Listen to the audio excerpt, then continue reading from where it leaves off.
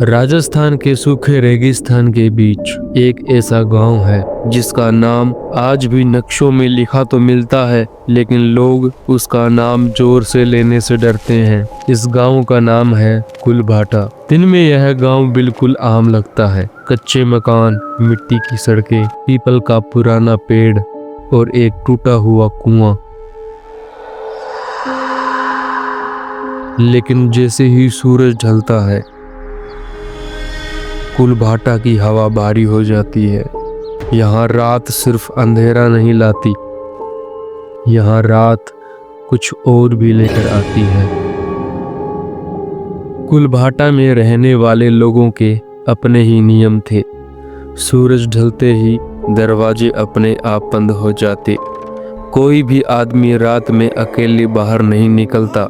अगर रास्ते में कोई आवाज दे तो पलट कर नहीं देखा जाता। और सबसे सख्त नियम, पुरानी हवेली की तरफ रात में देखना भी मना था। गांव के बाहर रेत के टीलों के बीच एक जली हुई हवेली खड़ी थी। उसकी दीवारें आज भी काली थी, जैसे आग ने उन्हें छोड़ा ही न हो। खिड़कियां बिना कांच की थी और दरवाजा हमेशा आधा खुला रहता था।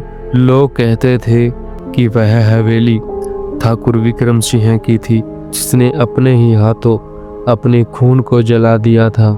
करीब 30 साल पहले कुलभाटा गांव खुशहाल गांव था। ठाकुर विक्रम सिंह का राज चलता था। उसकी इज्जत पूरे इलाके में थी, लेकिन उसकी एक कमजोरी थी, उसकी बेटी कनिका।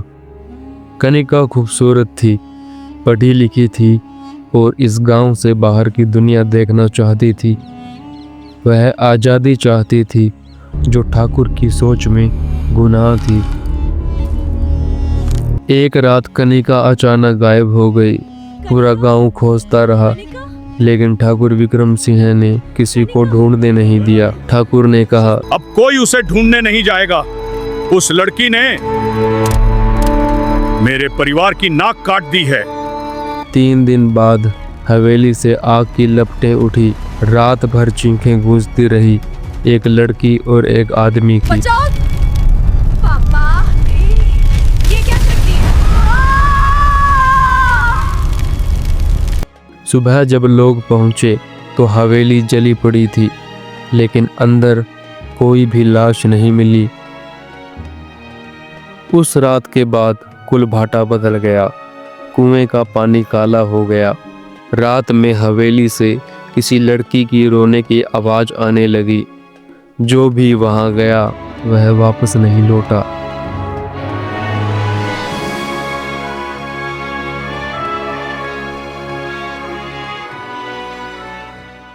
सालों बाद अर्जुन नाम का एक युवक कुलभाटा पहुंचा। वह डरावनी जगहों पर वीडियो बनाने वाला ब्लॉगर था। उसे लोगों से कुलभाटा की कहानियां सुनकर यकीन नहीं हुआ। उसने तय किया कि वह इस गांव की सच्चाई कैमरे में कैद करेगा। गांव के बुजुर्ग ने अर्जुन को चेतावनी दी, बेटा, यहाँ कहानी नहीं है, यहाँ कहानी लोगों को खा जाती है। समझदारी इसी में है कि तू वापस चला जाए। पहली रात उसने कैमरा ऑन किया। हवा अचानक ठंडी हो गई। कैमरे के पीछे से किसी ने धीमी आवाज में उसका नाम लिया, अर्जुन। अर्जुन। वह पलटा, लेकिन वहां कोई नहीं था। कैमरे में अचानक सफेद साया दिखा, जो इंसान जैसा था, लेकिन चेहरा जला हुआ।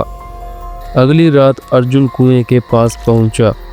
पानी में उसे एक लड़की का चेहरा दिखा, आंखें जली हुई, होठ कांपते हुए। वह बोली, मेरा नाम कनिका है। मेरे पिता ने मुझे आग में झोंक दिया क्योंकि मैं जीना चाहती थी।